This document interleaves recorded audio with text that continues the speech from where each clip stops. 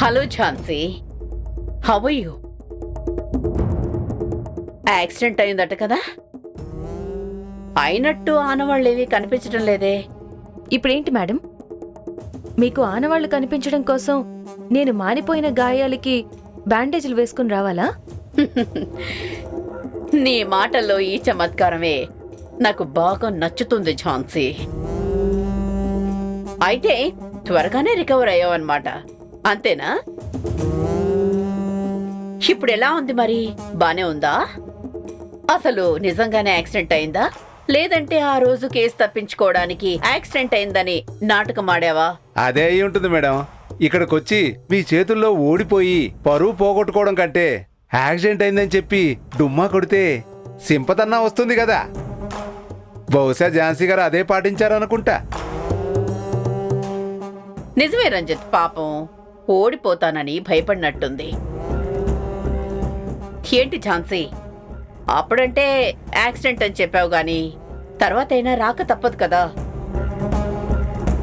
అయినా ఎన్నిసార్లని ఓడిపోతామన్న భయంతో నాటకవాడి తప్పించుకుంటాం చెప్పు? ఇప్పుడైతే కోర్టుకు రావడం తప్పులేదు కదా మేడం. ఇక ఆమె ఓటమి మీ గెలుపు రెండూ చూస్తుందిలేండి. అవును రంజిత్, గెలిచేది నేనే, తను ఓడిపోవడం ఖాయం. ఝాన్సీ నువ్వేం బాధపడకు. Better luck next time. అయిపోయిందా మీరు మాట్లాడడం? Mrinalini madam, first of all thanks for your concern. నా ఓటమి గురించి మీరేం దిగులు పడకండి. గెలుపుని ఎలా దక్కించుకోవాలో నేను చూసుకుంటాను. ఇంకా నా యాక్సిడెంట్ అంటారా? మీకో ఓటమికో భయపడి నేనేమీ నాటకం ఆడలేదు. నాకు యాక్సిడెంట్ జరిగిన మాట నిజమే, కానీ నేను గెలవాలని కాదు మిమ్మల్ని ఓడించాలని ఆ యముణ్ణి కూడా ఓడించొచ్చాను. ఆయన లాస్ట్ మంచి మంది అయితే దానికి వచ్చే కిక్కే వేరబ్బా.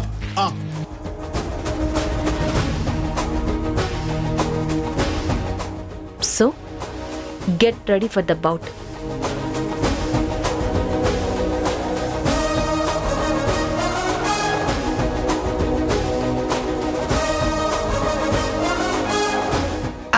ఈగలు దొరతాయి, ముందా నోరు మొయ్యి. ఏంటలా నోరు వెళ్ళబెట్టావు?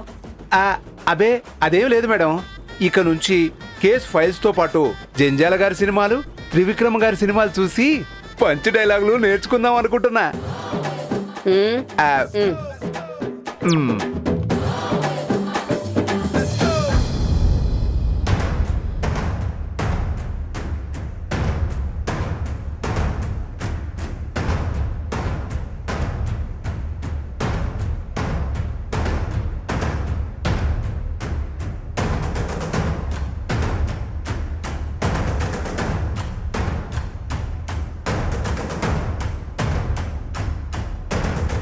Hi Jhansi, how are you?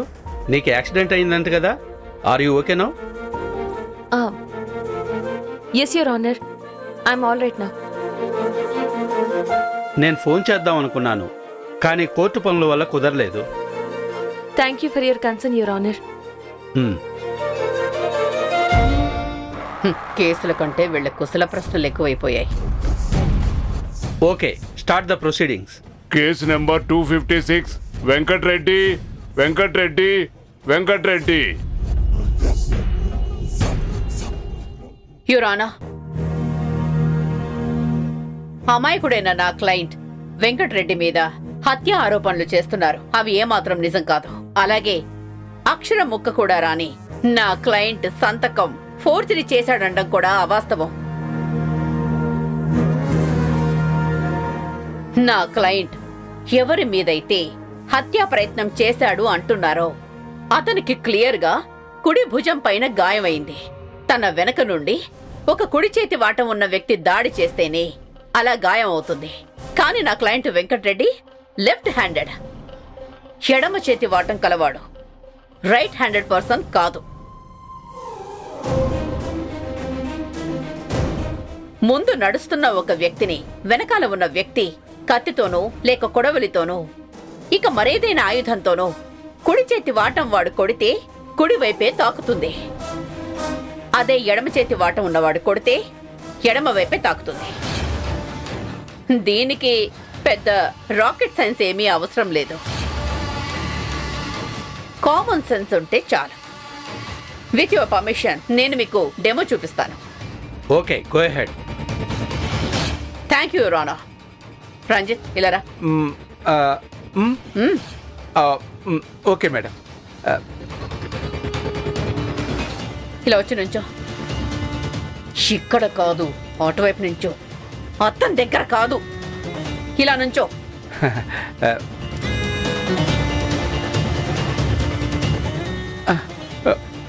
Madam చిన్నగా కొట్టండి మేడం. నోరు మూసుకో. యువరానా, ఇప్పుడు ముందున్న ఒక వ్యక్తిని, కుడి చేతి వాటం ఉన్న వ్యక్తి దాడి చేయాలంటే ఇలా చేస్తాడు. అబ్బా వామ్మో నాయనో. రంజిత్, నేను ఇంకా కొట్టలేదు, ఓవర్ యాక్షన్ చేయకు. సరిగా నుంచో. ఇలా చేస్తాడు.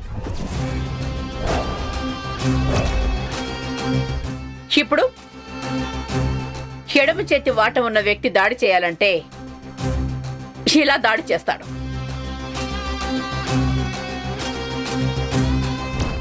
రంజిత్ వెళ్ళికొచ్చు. నా క్లయింట్ ఎడమ చేతి వాటం వాడు కాబట్టి సదరు వ్యక్తిని దాడి చేస్తే ఎడమ భుజం వైపు గాయం అవుతుంది. కానీ కుడి భుజం వైపు ఎందుకు అవుతుంది? అలాగే నా క్లయింట్ మీద హత్యా ప్రయత్న అభియోగం చాలదు అన్నట్టు సంతకం ఫోర్జరీ చేశాడు అన్నది ఇంకొక అభియోగం. నా క్లయింట్ ఒక చదువు రాని మొద్దు. రాయడం కాదు కదా, పెన్ను పట్టుకోవడం కూడా చేత కాదు. అలాంటి వాడు సంతకం ఫోర్జరీ ఎలా చేస్తాడు? ఆ ఫోర్జరీని కప్పిపుచ్చుకునేందుకు హత్యా ప్రయత్నం ఎందుకు చేస్తాడు? ఇదంతా ఒక కట్టు కథలా ఉంది యువరానా.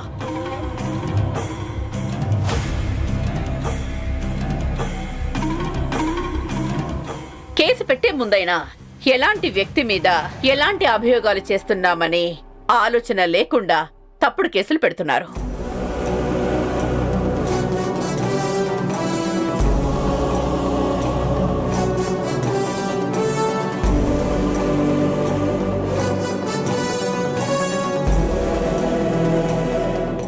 యువరానా, లెఫ్ట్ హ్యాండ్ వాడు కుడివైపున బలంగా కొట్టలేడు. అలా కొట్టడం కుదరదు అని ఫోరెన్సిక్ వాళ్ళు ఇచ్చిన రిపోర్ట్.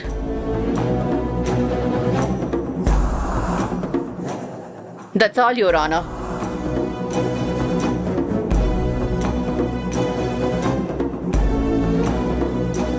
యువర్ ఆనర్, నేను వెంకట్రెడ్డిని విచారించాలనుకుంటున్నాను. Yes, proceed. Thank you your honour.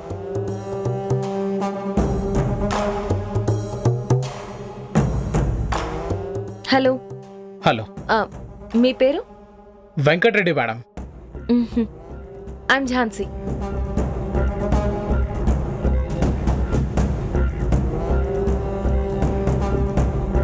ఓ, మీరు లెఫ్టీ కదూ? ఐ మీన్ లెఫ్ట్ హ్యాండెడ్ కదూ? హాయ్. హాయ్.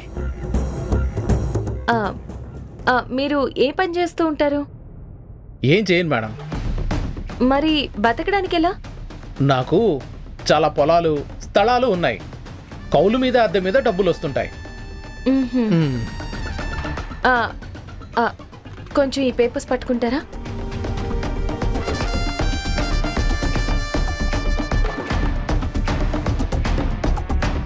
ఓ సారీ, మర్చిపోయాను. మీరు లెఫ్ట్ హ్యాండెడ్ కదా? Thank you. మీకు చిన్నప్పటి నుంచి ఎడమ చేతి వాటం అలవాటా, లేకపోతే మధ్యలో అలవాటు వచ్చిందా? మధ్యలో ఎందుకు అలవాటు వస్తుంది madam?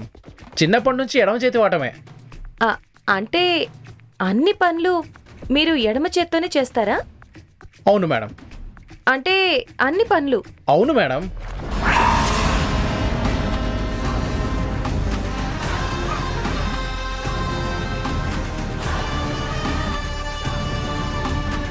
What is this, Your Honor?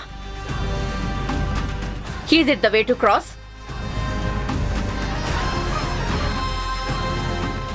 Jhansi గారికి ఎలా విచారించాలో తెలియడం లేదనుకుంటా. తనేం చేస్తున్నారో తనకు కూడా అర్థం కావడం లేదు. What is this Jhansi? మీరేం చేస్తున్నారు? మీ విచారణ ముద్దాయిని గాయపరిచేలా, హాని చేసేలా ఉండకూడదు. I'm extremely sorry your honour. I'm excusing it for first time. Don't repeat this again. Sure, Your Honor. Your Honor, I want to cross-examine forensic officer. Okay, proceed. Thank you, Your Honor.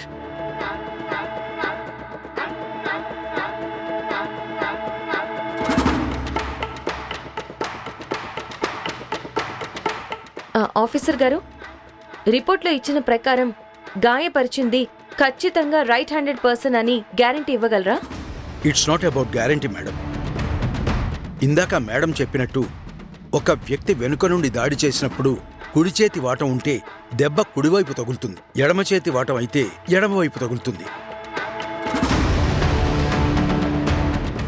అంటే ఎడమ చేతి వాట ఉన్నవాడు క్రాస్గా కుడివైపు కొట్టలేడు అంటారు. కొట్టచ్చు madam, కానీ అటు నుండి ఇటువైపు కొడితే దెబ్బ అంత ఇంపాక్ట్ ఏముండదు. గాయమైన లోతును బట్టి అది డామినెంట్ హ్యాండా కాదా అని తెలిసిపోతుంది. సో దెబ్బ తగిలిన డీప్నెస్ అండ్ ఎటువైపు ఇంజురీ అయింది అన్న దాన్ని బట్టి తను వెనక నుంచి దాడి చేస్తే ఏ చేతి వాటం వాడు అయ్యుంటాడనేది మీ assumption or conclusion? No, not at all assumption. Deepness, ఏ యాంగిల్లో ఎంత లోతుగా ఉందో దాన్ని బట్టి ఆ వెపన్ ఎలా వెళ్తుంది అనేది మా ఇన్ఫర్మేషన్. Okay, thank you. మీరిక వెళ్ళొచ్చు.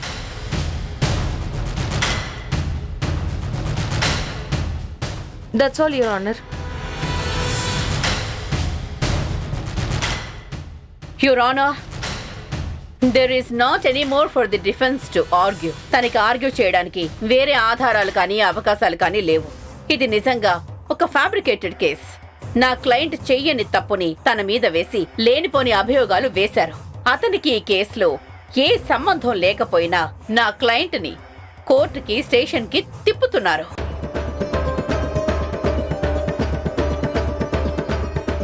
అసలు లాస్ట్ టైమే ఝాన్సీ గారు కోర్టుకి హాజరై ఉంటే ఈ పాటికి నా క్లయింట్ నిర్దోషిలా బయట ఉండేవాడు. కనీసం ఇప్పటికైనా దయచేసి నా క్లయింట్ నిరపరాధి అని భావించి కేసునిక కొట్టివేసి అతనికి, అతని కుటుంబానికి విముక్తిని కలిగించండి. That's all your honour.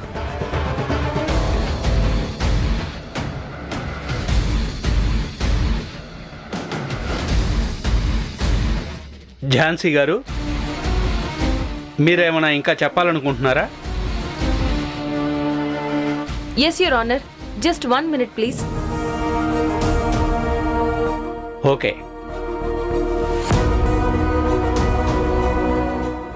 Venkatareddy గారు, మీరు లెఫ్ట్ హ్యాండెడ్ అండ్ చదువు రాదు అంటున్నారు, అంతేనా?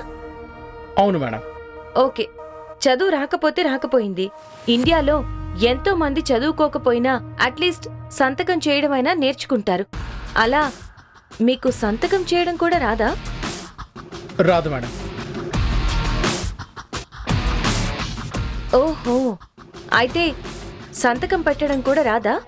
ఎప్పుడైనా బ్యాంకుకి వెళ్ళినప్పుడు ఇంక దేనికోసమైనా సంతకం మీరు పెట్టుంటారు కదా? లేదు మేడం, ఎప్పుడు పెట్టలేదు. ఓ అవునా? అవును. ఓకే.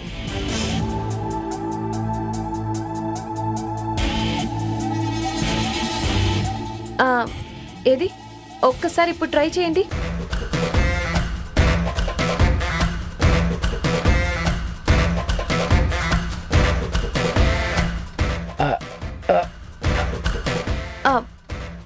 అయ్యో, పెన్ ఎలా పట్టుకోవాలో కూడా నాకు తెలియట్లేదు మేడం. అయ్యో నిజమే, పాపం పెన్ పట్టుకోవడం కూడా రావట్లేదు. అవును. అయితే ఎలా అండి? ఎప్పుడైనా బ్యాంక్ నుంచి డబ్బులు డ్రా చేయాలంటే సంతకం అవసరం అవుతుంది కదా? యువర్ ఆనర్, ఇప్పుడు అన్నీ ఆన్లైన్ వచ్చాయి కదా, ఇక సంతకంతో ఏం పని ఉంటుంది?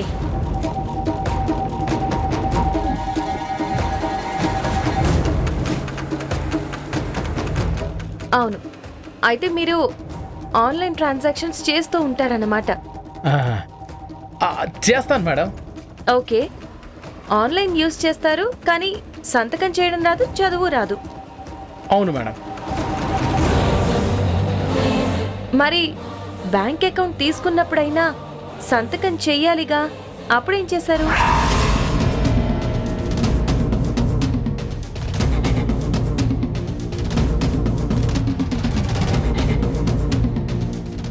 వేలుముద్ర వేశాను మేడం. ఓహో, ఓకే.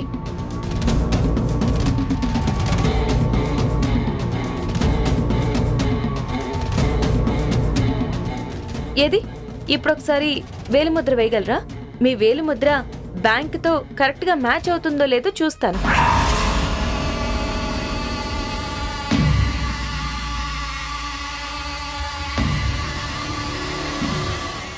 వేయండి.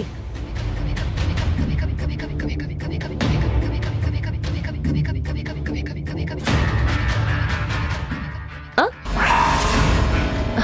అటు చూసి కాదు, ఇటు చూసి మాట్లాడండి.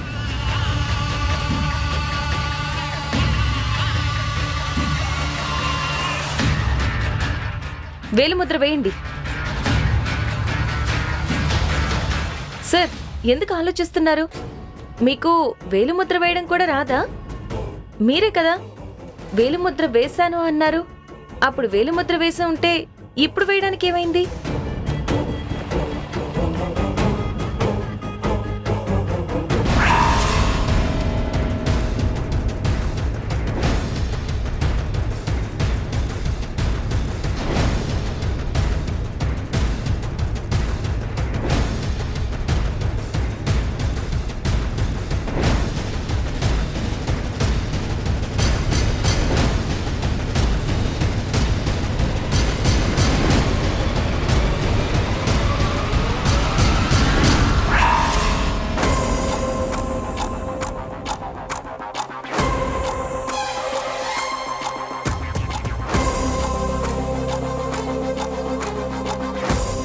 యువర్ ఆనర్, ఇతని dominant hand is right hand.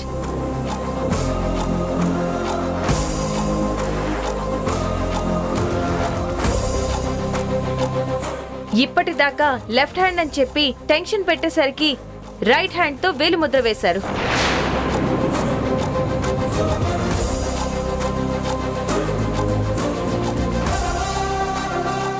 Mrinalini గారు ఇతనికి బాగానే ట్రైనింగ్ ఇచ్చారు. ఏం చేసినా లెఫ్ట్ హ్యాండ్ తోనే చేయమని, షేక్ హ్యాండ్ ఇస్తే లెఫ్ట్ హ్యాండ్ తోనే ఇవ్వమని, ఏదైనా పట్టుకుంటే లెఫ్ట్ హ్యాండ్ తోనే పట్టుకోమని, ఆఖరికి క్యాచ్ కూడా లెఫ్ట్ హ్యాండ్ తోనే పట్టుకున్నారు.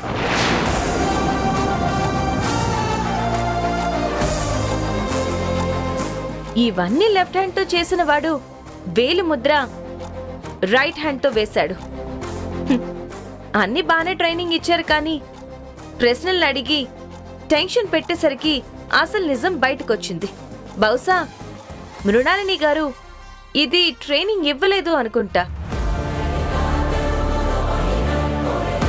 టెన్షన్లో అతని సహజ సిద్ధమైన తన డామినెంట్ హ్యాండ్తో వేలిముద్ర వేశారు. మరొక విషయం ఏంటంటే ఇతను ఇల్లిటరేట్ అనేది, చదువు రానివాడు అనేది అబద్ధం. ఎందుకంటే చదువు రాని వాళ్ళు బ్యాంకుల్లో కానీ, పాస్పోర్ట్లో కానీ, లేదా ఇతర లీగల్ డాక్యుమెంట్స్లో కానీ మగవాళ్ళైతే ఎడమ చేతి బొటన వేలుతో, ఆడవాళ్ళైతే కుడి చేతి బొటన వేలుతో వేలిముద్ర వేస్తారు. అది రూల్. కానీ ఇతను మాత్రం రైట్ హ్యాండ్ థంబ్తో వేలిముద్ర వేశాడు. ఇతను నిజంగా చదువు రాని వాడైతే ఏ వేలుతో వేస్తారనేది తెలుసుండేది.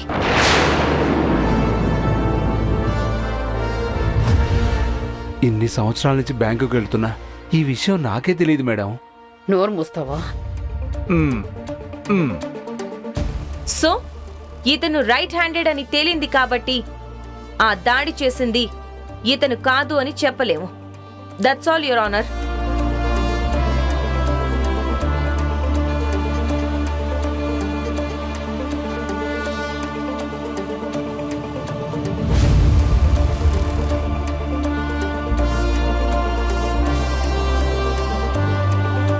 లాయర్ ఝాన్సీ గారు చేసిన విచారణలో సదరు ముద్దాయి వెంకట్రెడ్డి ఎడమ చేతి వాటం వాడు కాదని కుడి చేతి వాటం వాడని, అలానే అతను చదువుకున్నవాడని తేలింది.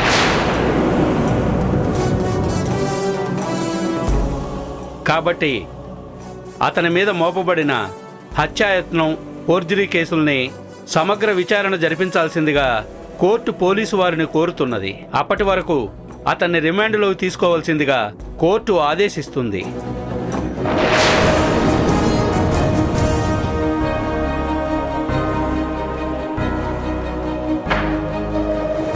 Now the court is adjourned.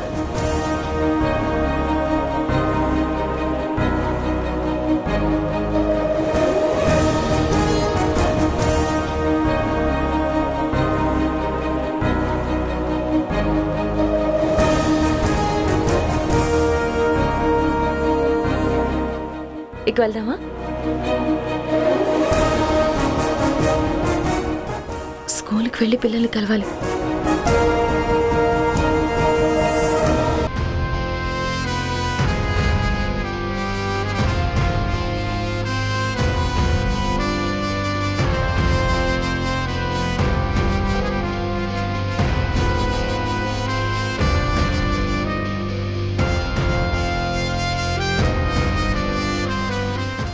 Sir ఏయ్ దించండి దించండి.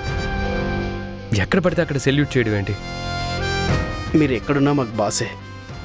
మాకు ఎస్ఐ ఎప్పుడు గౌతమ్ సారే. మీకు అభిమానం ఉంటే సరే, కానీ మన జాబ్ పరువు, ముఖ్యంగా యూనిఫామ్ పరువు తీయకూడదు.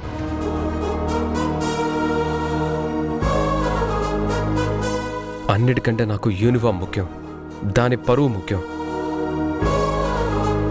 నేను రిమాండ్లో ఉండి మీరు యూనిఫామ్లో సెల్యూట్ చేస్తే నాకు గౌరవం ఇస్తున్నారేమో, కానీ ఆ యూనిఫామ్ని తక్కువ చేసినట్లు అవుతుంది. So don't do that again. Sorry sir. ఇంకెప్పుడు అలా చేయం. కూర్చోండి సార్.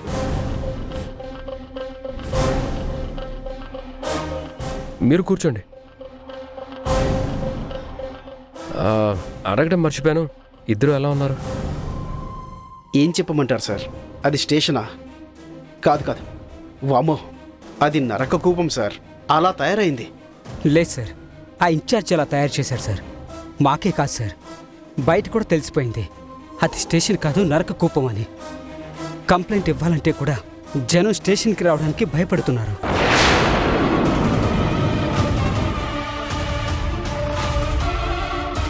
మీ బ్లడ్ గ్రూపే వంశీ బ్లడ్ గ్రూప్ కూడా.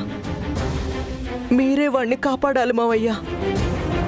నువ్వు ఏం చెప్పినా చేయడానికి నేను రెడీగా ఉన్నాను, కానీ వాణ్ణి రక్షిస్తానని మాత్రం నాకు మాట ఇవ్వు మృణాల్ని.